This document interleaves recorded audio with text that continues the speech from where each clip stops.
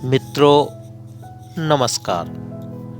आज हम बात करने जा रहे हैं उस राजा की जो अकबर के 9 रत्नों में शामिल थे। साथ ही उन्होंने अकबर के वित्त मंत्री रहते हुए मुगल काल में उत्कृष्ट राजस्व प्रणाली का सूत्रपात किया था, जिसका प्रमाण बिहार अवलेखागार में संग्रहित पारसी भाषा में लिखी गई उनकी डायरी से मिलता है। अब बिहार अवलेखागार द्वारा राजा टोडरमल की डायरी के अनुवाद कराने की पहल की गई है, जिससे मुगल काल के दौरान वित्त, राजस्व एवं प्रशासन की महत्वपूर्ण जानकारी प्राप्त हो सके। इतिहासकारों की अगर माने तो राजा टोडरमल कायस्थ बिरादरी के थे। बचपन में ही पिता की मौत हो जाने के कारण उन्होंने अपनी आजीविका लेखक के तौर पर प्रारंभ करी थी तथा धीरे धीरे तरक्की कर अपनी रैंकों को आगे बढ़ाया।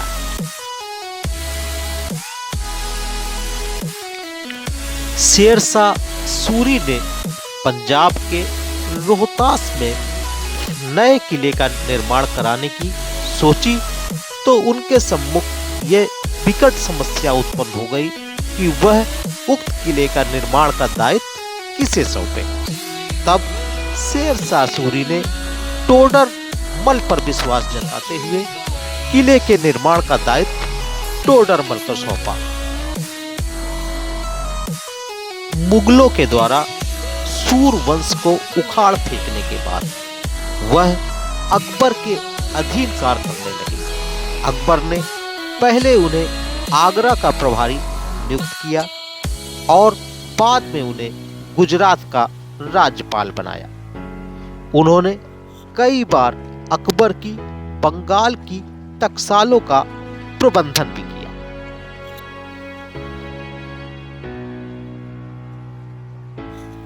जब अकबर ने उन्हें मुगल साम्राज्य की राजस्व प्रणाली का दायित्व सौंपा, तब उन्होंने अकबर के साम्राज्य की राजस्व प्रणाली को नए तरीके से विकसित कर भूमि की बंदोबस्ती और राजस्व वसूली की प्रक्रिया में अनेकानेक सुधार किए, जिसकी वजह से नई कर प्रणाली विकसित हो सकी तथा मुगल सल्तनत के खजाने में उत्तरोत्तर वृद्धि होने के साथ आम जनमानस को अनावश्यक कर से राहत भी मिल सकी।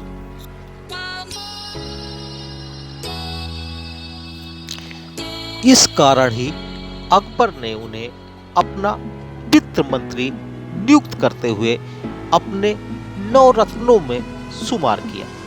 वास्तव में यह लाला कायस्थ खोपड़ी का ही कमाल था कि जिस मुगल सल्तनत के सम्मुख पूरा भारतवर्ष घुटने टेकता था, उस सल्तनत के सर्वे सर्वा एक तरफ राजा टोडरमल थे तथा दूसरी तरफ अकबर के सेनापति राजा मान सिंह, जिन्होंने मुगल सल्तनत को नई ऊंचाइयां प्रदान करी।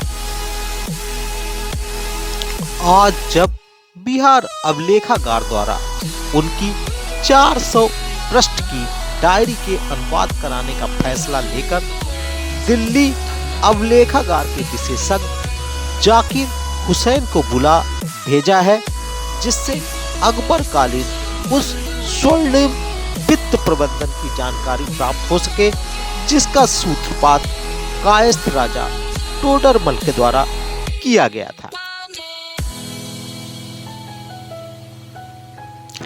यह वही राजा टोडरमल हैं जिन्होंने बिहार के पटना में नौजर घाट स्थित भगवान चित्रगुप्त मंदिर का पुनर्निर्माण 1574 ईस्वी में कराया था।